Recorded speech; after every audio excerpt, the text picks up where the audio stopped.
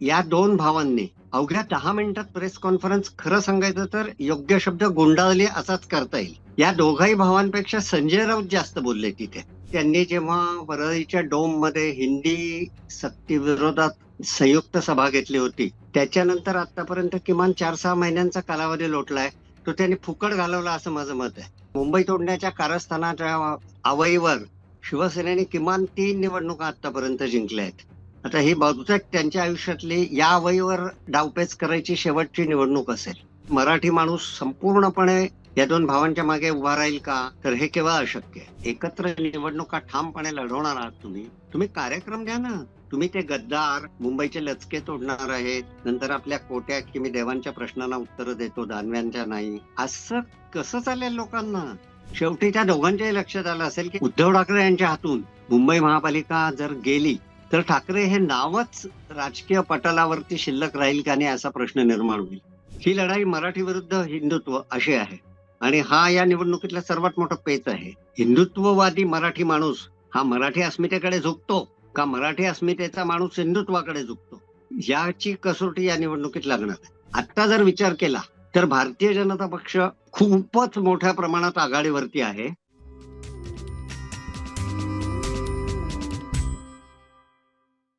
Think बँकच्या behind the scenes मध्ये तुम्हा सगळ्यांचं पुन्हा एकदा मनापासून स्वागत. आज खूप दिवसानं झूम वरती इंटरव्ह्यू करतोय. याचं कारण अर्थातच आज मुंबईमध्ये दोन्ही ठाकरे बंधूंनी त्यांची युती जाहीर केली आहे. गेले कित्येक दिवस त्याची चर्चा होती आणि अर्थातच याबद्दल बोलण्यासाठी आपल्या बरोबर प्रकाश अकोलकर सर आहेत, ज्येष्ठ राजकीय विश्लेषक, पत्रकार, आणि ते मुंबईत असल्यामुळं अर्थातच आजची ही झूम मुलाखत आहे. तर स्वागत आहे पुन्हा एकदा थिंक बँक वरती. आपण खूपदा ठाकरे या विषयावरती बोललेलो आहे, पण आज पुन्हा एकदा बोलायची गरज आहे, तसा प्रसंग घडलेला आहे. पहिला प्रश्न हाच आहे, दोन्ही ठाकरेंच्या युतीबद्दल आपली पहिलं निरीक्षण, पहिली प्रतिक्रिया काय? पहिलं निरीक्षण असं आहे की त्यांनी जेव्हा वरळीच्या डोम मध्ये हिंदी सक्तीविरोधात संयुक्त सभा घेतली होती, त्याच्यानंतर आतापर्यंत किमान 4-6 महिन्यांचा कालावधी लोटलाय. तो त्यांनी फुकट घालवला असं माझं मत आहे.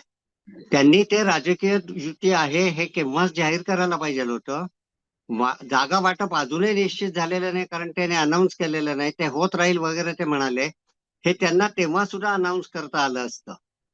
मला स्वतःला असं वाटतं की नगर परिषद आणि नगरपंचायत निवडणुकांचे जे निकाल लागलेत, विशेषतः नगराध्यक्ष ज्या मोठ्या प्रमाणावर भारतीय जनता पक्षाचे निवडून आलेत, शिंदे सेनेचे निवडून आलेत, ते बघितल्यानंतर त्यांना त्वरा करावी असं वाटलं असेल. पण आता असो, आपण त्यांना शुभेच्छा देऊया. It is better late than never असं म्हणू शकतो आपण. तर या दोघांच्या युतीमुळं मुंबई महापालिकेमध्ये दोन्ही म्हणजे उद्धव ठाकरेंची शिवसेना आणि महाराष्ट्र नवनिर्माण सेना यांचं भविष्य अधिक उज्ज्वल झालं आहे का? त्यांना फायदा होणार आहे का? काय फक्त ऑप्टिक्स आणि मीडियाला चांगला कंटेंट देण्यासाठीच राहील? नाही, त्याचं निदान आता या क्षणाला करता येणं फार अवघड आहे. त्याचं कारण असं की मराठी माणूस हा 1956ला संयुक्त महाराष्ट्राच्या आंदोलनाने खऱ्या अर्थाने वेग घेतला. 57ला यशवंतराव चव्हाण मुख्यमंत्री झाले. तेव्हापासून माझं ऑब्झर्वेशन असं आहे की मुंबईतला मतदार हा भावनेच्या आहारी जाऊन राजकारण करतो आणि हे दोघं त्या भावनांना किती मोठ्या प्रमाणावर हात घालतील त्याच्यावरती ते बरंच अवलंबून आहे. कारण जेव्हा जेव्हा निवडणुका मुंबई महापालिकेच्या झाल्या गेल्या 30-40 वर्षांमध्ये, त्या वेळेला या ना त्या कारणाने भावनिक मुद्दा उपस्थित झाला आणि त्या निवडणुका खेळल्या गेल्या. आत्ताही भावनिक मुद्दा दोन्ही बाजूंनी उभा केलेला आहे. म्हणजे ते आशिष शेलार काहीतरी निरर्थक पद्धतीने खान महापौर होणार आहे, किंवा जेव्हा ही युती जाहीर होत नव्हती दोन भावांची, तेव्हा मुंबऱ्यात पहिली सभा घ्यायची का मोहम्मद अली रोडवर म्हणजे मुसलमान बहुल वस्तीमध्ये सभा घ्यायची का, याच्यावरनं अडलंय. अशा प्रकारची निरर्थक, पोकळ आणि समाजात दुही माजवणारी विधानं करत होते.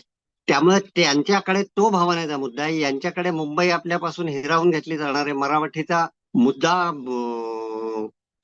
हा एक त्यांचा भावनिक मुद्दा आहे. मराठी अस्मिता आहे. गुजराती लॉबी ही 1960 साली मुंबई जिंकता आली नाही, गुजरातला मिळवता आली नाही, म्हणून तेव्हापासून नाराज आहे. आणि आता दोन मातब्बर गुजराती नेत्यांच्या हातातच देशाची सत्ता आहे. त्यामुळे ठाकरे बंधू हे मुंबई तोडण्याचे कारस्थान आहे. मुंबई तोडण्याच्या कारस्थानाच्या आवईवर शिवसेनेने किमान 3 निवडणुका आतापर्यंत जिंकल्या आहेत. आता ही बहुतेक त्यांच्या आयुष्यातली या आवईवर डावपेच करायची शेवटची निवडणूक असेल.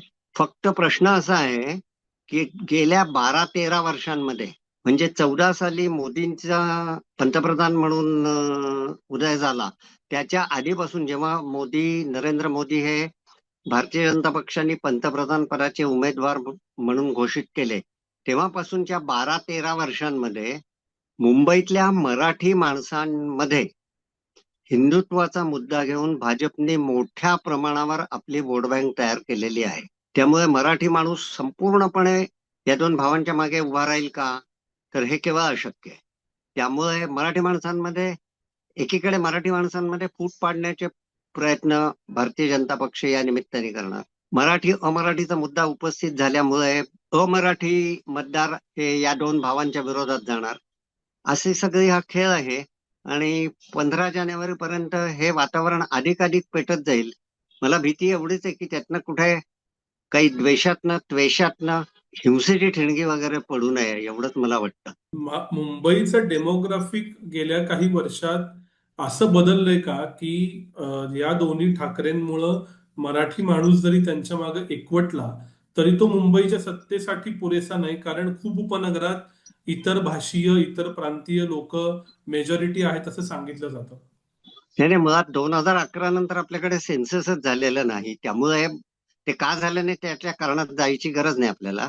पण त्यामुळे नेमकी मराठी भाषिकांची संख्या किती आहे याच्यावरच खूप मोठ्या प्रमाणावर मतभेद आहेत. ती 22-24% आहे.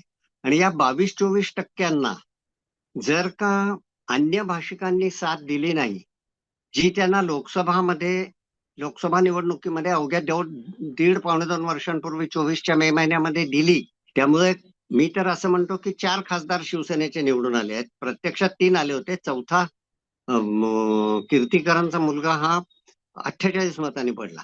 त्यामुळे ती काँग्रेसनी आणि त्यांनी मतांची बेरीज झाली होती. आता या वेळेला डेमोग्राफी तर बदलली आहेच, पण 24ची लोकसभा निवडणूक ज्या एका मुद्द्यावर लढली गेली की मोदी हवेत की मोदी नकोत, असं स्ट्रॉंगली कॉन्सेप्ट झाला. आणि मोदी नको असतील तर शिवसेनेलाच मत द्यावं लागेल मुंबईमध्ये, हा मुस्लिमांनी, दलितांनी आणि महाराष्ट्राचा विचार केला तर बाकी इतर अनेक अन्य समाजातल्या लोकांनी तो निर्णय घेतला.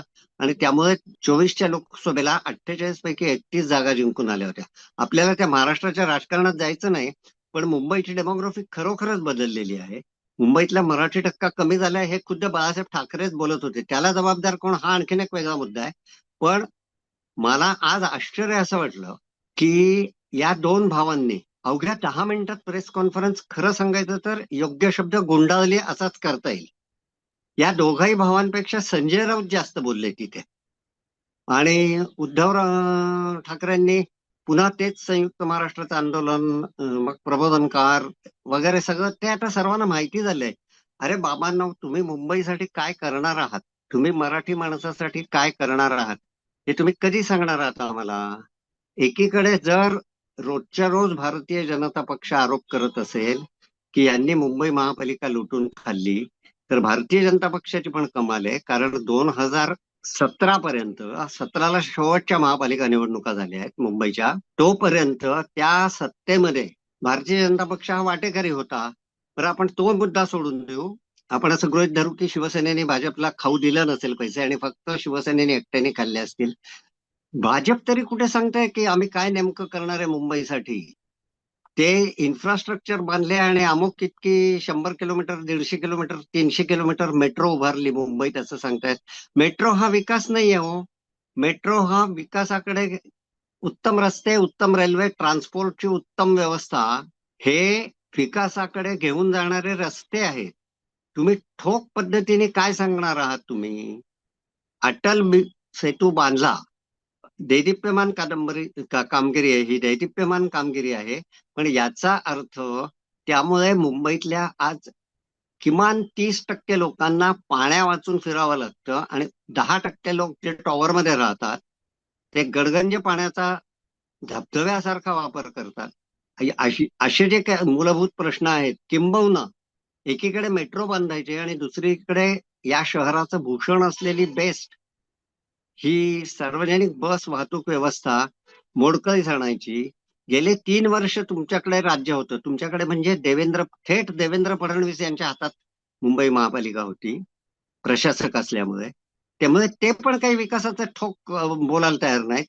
ते पण खान महापूर आणि मुंब्र्यात सभा का महमद अली रोडवर सभा एवढंच बोलतायत. त्यामुळे मला तर असं वाटतंय की कोणी निवडून आलं तरी मुंबईकरांना वाली आहे की नाही काय माहिती. आणि उद्धव आणि राज यांनी तर आज एक मोठी संधीच गमावली. कारण त्यांना निश्चितपणे सांगता आलं असतं. आज संपूर्ण मराठीच नव्हे तर अमराठी नॅशनल चॅनेल चे कॅमेरे त्यांच्यावर रोखलेले होते. देशभरात प्रत्येक इंग्रजी हिंदी चॅनेल त्यांना लाईव्ह दाखवत होता. त्यावेळेला त्यांनी ठोस काहीतरी सांगायला पाहिजे होतं. म्हणजे राज ठाकरे आपल्या नेहमीच्या सवयीप्रमाणे बोलले की मला काय बोलायचंय ते मी सभेत बोलीन. अरे आता तुमच्याकडे संपूर्ण देशात पोहोचण्याची आयती संधी चालून आली होती. तुम्ही पत्रकारांच्या प्रश्नांना बगल देण्याचा प्रयत्न केला आणि तुम्ही 10 मिनिटात प्रेस कॉन्फरन्स गुंडाळता. इतकी मोठी महत्वाची प्रेस कॉन्फरन्स ही खरोखरच ऐतिहासिक क्षण होता की 20 वर्षांपूर्वी राज ठाकरे उद्धव ठाकरेंवर वेगवेगळ्या प्रकारचे आरोप करून बाहेर पडले होते. त्यांना आज ठाकरे ब्रँडच्या अस्तित्वासाठी त्याच भावाशी हातमिळवणी करायला लागली. त्यामुळे ते नाराज डिस्टर्ब असल्याचं त्यांची देहबोली बॉडी लँग्वेजच सांगत होती. पण तुम्ही काहीतरी सांगायला पाहिजे होतं ना. तुम्हाला जर आता एकत्र निवडणुका ठामपणे लढवणार आहात तुम्ही तुम्ही कार्यक्रम द्या ना. तुम्ही ते गद्दार मुंबईचे लचके तोडणार आहेत, नंतर आपल्या कोट्या की मी देवांच्या प्रश्नांना उत्तर देतो दानव्यांच्या नाही, असं कसं चालेल लोकांना. तुम्ही व्यंगचित्रकाराचे चिरंजीव आहात, तुम्ही उत्तम पैकी कोट्या करू शकता हे आता आम्हाला सगळ्यांना माहिती झालं हो. तुम्ही मुंबईसाठी काय करणार ते त्यांनी संधी मोठी गमावली असं मला वाटतं. तर तुम्ही उल्लेख केलात की ठाकरे ब्रँड साठी ही दोन बंधू एकत्र आलेले आहेत. आज 2025 मध्ये तुम्ही ठाकरेंविषयी खूप अभ्यास केलाय, खूप लिहिलंय, पुस्तकं लिहिलेत. 2025 मध्ये ठाकरे ब्रँड नक्की काय आहे, त्याचा रिलेव्हन्स काय आहे आणि तो किती महत्वाचा आहे? नाही नाही, मुंबईसाठी ठाकरे ब्रँड हा खूपच महत्वाचा आहे. त्याला 2-3 कारण आहेत. मी तुम्हाला सांगतो की 1960 साली त्यात उद्धव जे बोलला की संयुक्त महाराष्ट्राची स्थापना झाली खरी, तो मंगल कलश यशवंतराव चव्हाणांच्या हातात अलगद येऊन पडला खरा वगैरे, पण तेव्हा पूर्णपणे म्हणजे परप्रांतीय हा शब्द वापरू नये खरं म्हणजे आपण, कारण हा आपला एक देश आहे आणि आपण सारे रोज वाचतो की आम्ही सारे बांधव आहोत वगैरे.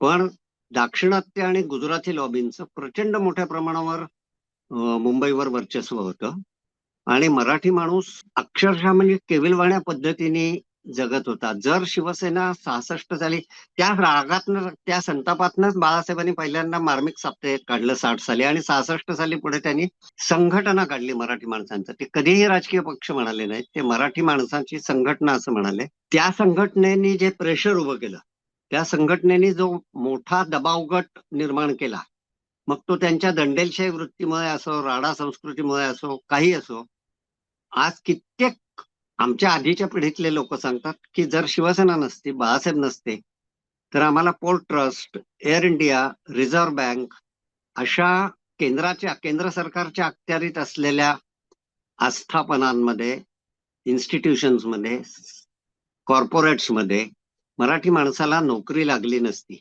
कित्येक काँग्रेस नेते, त्यांचे आता नावं इथे सांगता येणार नाही, पण ते सांगायचे की केवळ शिवसेना स्थापन झाली म्हणून आज मुंबईत आम्ही ताठ मानेनी पुढे वागू शकलो. तुम्ही लक्षात घ्या, तेव्हा राज्य भले यशवंतराव चव्हाणांचं होतं. यशवंतराव चव्हाण 64 सालीच लगेच संरक्षण मंत्री, 62 सालीच दिल्लीला गेले. नंतर वसंतराव नाईक प्रदीर्घ काळ मुख्यमंत्री राहिले. पण मुंबई काँग्रेसवर आणि मुंबईवर रजनी पटेलांसारख्या माणसाचं वर्चस्व होतं, सका पाटलांसारख्या माणसाचं वर्चस्व होतं. सका पाटील खरे तर कोकणातले म्हणजे शुद्ध मराठी, पण ते पूर्णपणे गुजराती लॉबीच्या आहारी गेलेले होते. त्यांना शह देण्याचं आणि मराठी माणसाला, मी परत परत तोच शब्द वापरतो, की ताटकण्याने उभं करण्याचं काम हे केवळ शिवसेना होती म्हणून झालं. तर हे जरी असलं तरी आता जो मतदार आहे हे तर कोणीच नाकारणार नाही. त्यातल्या किती जणांच्या मेमरीमध्ये ही लढाई आहे. कित्येक जण जेनझी आहेत, कित्येक जण हो, मिलेनियल आहेत. आहे आहे आहे.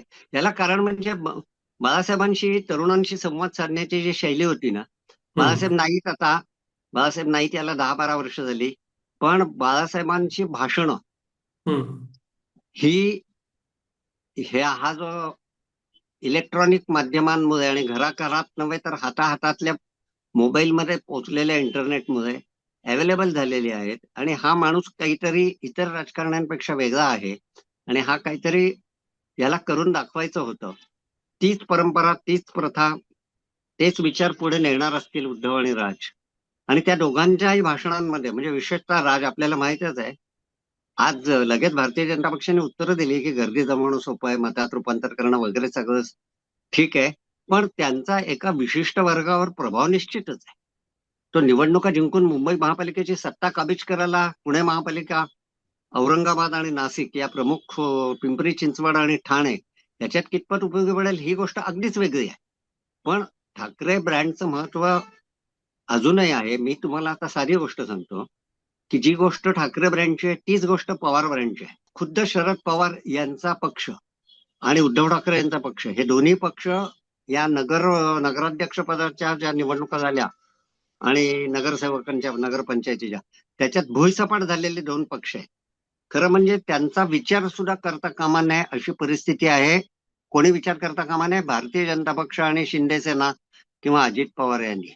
पण तुम्ही लक्षात घ्या की त्यांना नावं ठेवता ठेवता एकीकडे बाळासाहेब ठाकरे आणि दुसरीकडे शरद पवार यांचं नाव घेतल्याशिवाय ठाकरे नसतानाही महाराष्ट्राचं राजकारण तसुभरही पुढे सरकत नाही. उद्धव आणि राज आणि शरद पवार समर्थकांनी ती नावं घेतली तर आपण समजू शकतो.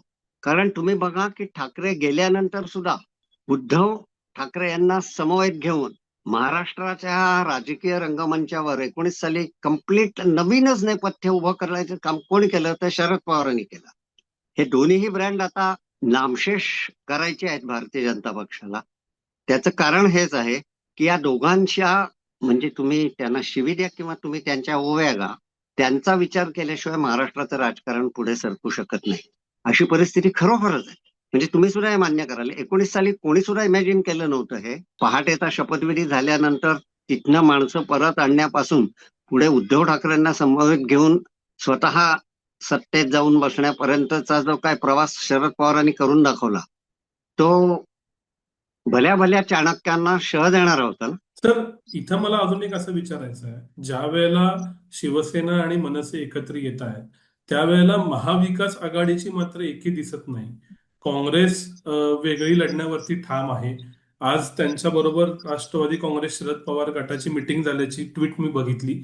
अशा वेळेला जो एकत्रित मतदान भाजप विरोधी लोकसभेला एकवटलं होतं, त्यात अगदी सुद्धा बरोबर. ज्याची चर्चा होती दलित मतदान आहे, मुस्लिम मतदान आहे. हे आता वोट स्प्लिट होणार नाही का? काही काँग्रेस बरोबर जाईल, हो हो, काही निश्चितच शिवसेना होईल. बरोबर जाईल. निश्चितच होईल आणि त्याचा फटका बसेल. म्हणजे काहीही करून काँग्रेसनी सुद्धा थोडी तडजोडीची आणि नरमाईची भूमिका घ्यायला पाहिजे होती. मला स्वतःला एक दूरवरून या आजच्या हालचालींकडे बघताना असं वाटत होतं की बिहारच्या निकाल लागेपर्यंत राज ठाकरे बरोबर, राज ठाकरे यांच्या समवेत समझोता करण्याचे काँग्रेस नाकारत आहे.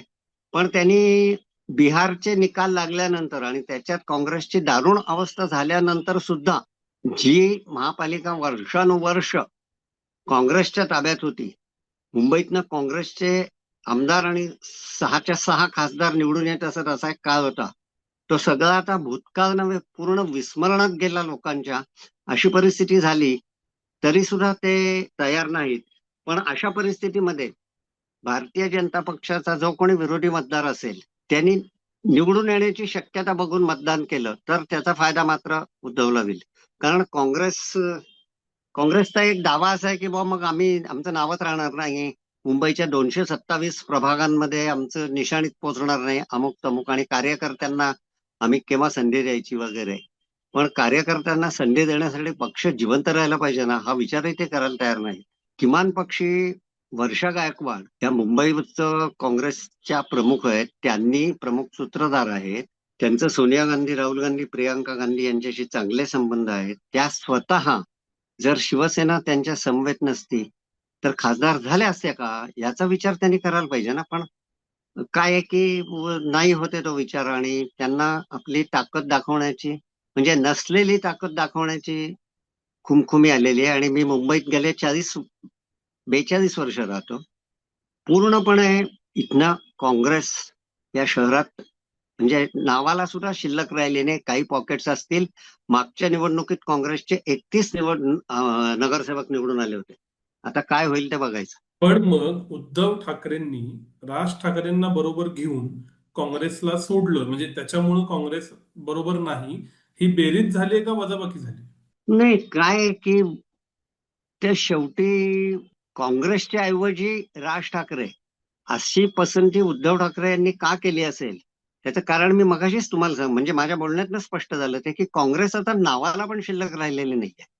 भले विधानसभा निवडणुकीत मनसेचा एकही आमदार मुंबईतनं निवडून आला नाही, व्हेअरएज उद्धवचे 10 आले, उद्धव ठाकरे यांचे टोटल 20 पैकी 10 त्यांचे मुंबईतले आहेत.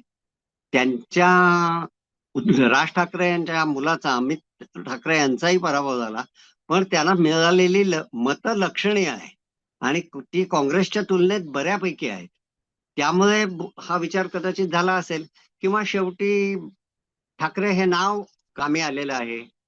म्हणजे आपण संघटना सांभाळायची आणि जाहीर सभांचं व्यासपीठ राजनी सांभाळायचं, त्यामुळे काही फरक पडेल का, असा विचार झाला असावा. शेवटी त्या दोघांच्याही लक्षात आलं असेल की उद्धव ठाकरे यांच्या हातून मुंबई महापालिका जर गेली तर ठाकरे हे नावच राजकीय पटलावरती शिल्लक राहील का नाही, असा प्रश्न निर्माण होईल. त्यामुळे एकदा ठाकरे नावाचं महत्व संपलं, मग ते बाळकिशोर ठाकरे असो, नाही तर उद्धव बाळासाहेब ठाकरे असो, नाहीतर राज श्रीकांत ठाकरे असो, ठाकरे या आडनावाचं महत्व संपलं की ताबडतोब राज यांचंही महत्व आपोआपच कमी होईल. त्यामुळे राज यांनी अखेरीचा पर्याय, हा दोघांनीही अखेरीचा पर्याय म्हणून ही निवड केली असेल. या सगळ्यात एकनाथ शिंदेच्या शिवसेनेकडे बहुतांश माजी नगरसेवक आहेत, सत्ता आहे, संघटनात्मक पाठबळ आहे. तर जरी दोन ठाकरे एकत्र आले तरी एकनाथ शिंदे त्यांना फाईट देऊ शकतील का? कारण भाजपचा मतदार तर बऱ्याच ठिकाणी नॉन मराठी आहे, जिथं ही फाईटच होणार नाही. एकनाथ शिंदेच्या शिवसेनेचं काय होईल? नाही, एकनाथ शिंदेची शिवसेना मुंबईत तग धरू शकेल असं मला वाटत नाही. कारण मुंबईमध्ये अजून ठाकरे हेच कार्ड चालेल, आणि मुंबईतला जो कोणी ठाकरेंचा म्हणजे बाळासाहेब ठाकरेंचा लॉयल मतदार आहे, तो मतदार स्प्लिट झाला असणार राज ठाकरेंच्याकडे, पण तो बाळासाहेब ठाकरेंना लॉयल असलेला मतदार निदान मुंबईतला, कारण मुंबई हे बाळासाहेबांचं खऱ्या अर्थाने मैदान होतं, म्हणजे ज्याला होम ग्राउंड, होम पिच म्हणतात तसं होतं. आणि तिथल्या अनेक अमराठी लोकांवर सुद्धा मोठ्या प्रमाणावरती ठाकरे ब्रँडला लॉयल्टी आहे. म्हणजे मी एकच उदाहरण देतो की विधानसभा निवडणुकीत महाविकास आघाडीची मोठी पडझड होत असताना मी स्वतः राहत असलेल्या वर्सोवा, म्हणजे लोखंडवाला या अंधेरीच्या भागात, वर्सोवा मतदारसंघाचं नाव आहे, बेसिकली त्याच्यात लोखंडवाला असा एरिया आहे, तो प्रचंड कॉस्मोपॉलिटन एरिया आहे. तिथून उद्धव ठाकरे यांनी मुस्लिम उमेदवार निवडून आणलेला आहे. अजून काही प्रमाणात, आणि बघा तुम्ही विचार करा, मुंबईत किंवा महाराष्ट्रात सगळं मिळून उद्धव ठाकरे यांनी 3 वेळेला एकट्याने निवडणूक लढवली, म्हणजे भाजपला सोबत न घेता. ती 2014 साली भारतीय जनता पक्षानेच त्यांच्याशी असलेली युती तोडली तेव्हा. 17 साली राज्याच्या सत्तेत एकत्र असतानाही, 17च्या मुंबई महापालिका निवडणुकीत राज्याच्या सत्तेत एकत्र असताना सुद्धा मुंबई महापालिकेची निवडणूक फडणवीस विरुद्ध उद्धव ठाकरे अशी मुंबईत झाली. फडणवीस यांनी प्रचंड हिररीने प्रचार केला तेव्हा, आणि 19 साली पुन्हा एकदा महाविकास आघाडीच्या लेबल खाली उद्धव ठाकरे लढले. या तिन्ही वेळेस मुंबईतनं त्यांना 26 ते 28% आसपास मतं आहे. 24च्या विधानसभा निवडणुकीत, म्हणजे शेवटची जी झाली त्याच्यात, त्यांनी 10 आमदार निवडून आणलेले आहेत. त्यामुळे अशा परिस्थितीत शिंद्यांकडे नगरसेवक गेले असतील ते का गेले असतील ते आपल्याला पूर्ण माहिती आहे. कारण उद्धव ठाकरे यांनी स्वतःच विधान केलंय की आता माझ्याकडे तुम्हाला देण्यासारखं काहीच उरलेलं नाही. याचं कारण सांगतो तुम्हाला की सध्याचं राजकारण हे पूर्णपणे लाभार्थींचं राजकारण झालेलं आहे. आपण जो निर्णय घेऊ राजकीय, आपण जी राजकीय विचारधारा स्वीकारू, आपण ज्या रंगाची टोपी घालू, आपण ज्या रंगाचा झेंडा खांद्यावर घेऊ, तो घेतल्याने प्रत्यक्ष आपल्या पदरात थेट लाभ काय पडणार आहे याचा विचार मोठ्या प्रमाणावर केला जात आहे. 22 सालापासून 2022 साली मुंबई महापालिकेची मुदत संपली. 2022 साली मुख्यमंत्री उद्धव ठाकरे यांचं सरकार कोसळलं. तेव्हापासून त्यांचे सर्व प्रकारचे आर्थिक आणि सत्ताधारी सत्तेचे स्रोत हे समाप्त झालेले आहे. आर्थिक स्रोत समाप्त झाले आणि सत्तेचे पण स्रोत, सत्ता पण त्यांच्या हातात कुठलीच राहिली नाही. सत्तेच्या जोरावर तुम्ही लोकांना पद देऊ शकता, तुम्ही लोकांना महामंडळ अनेक आमिष दाखवू शकता, त्यांची कामं करून देऊ शकता. या सर्व प्रकरणात नगरसेवक निश्चित गेलेत मोठ्या प्रमाणावरती. त्याच्या मागची कारण स्पष्ट आहेत. या नगर परिषद आणि नगराध्यक्ष निवडणुकीत कशा प्रकारे पैशाचा वापर झाला म्हणजे अत्यंत लांछनास्पद आहे. आपल्या राज्याला इतक्या पद्धतीने पैसे वाटले गेले आहे, सगळीकडे छापून आले आहे. मित्र पक्षांनीच एकमेकांचे पैसे पकडून दिलेले आहेत. हे सगळं झालंय आपण बघतोय. त्यामुळे या सगळ्या डावपेचांमागचं अर्थपूर्ण राजकारण काय असेल हे काही मी सांगण्याची गरज नाही. पण मुंबईतला मतदार शिवसैनिक हा किती प्रमाणावर गेला आहे का, हा कळीचा मुद्दा आहे आणि त्याला हीच निवडणूक उत्तर देणार आहे. या दोन ठाकरेंच्या समोर निवडणुकीचं नेपथ्यात असताना टार्गेट कोण असतील? मोदी शहा असतील, देवेंद्र फडणवीस असतील का एकनाथ शिंदे असतील? चौघही असणार.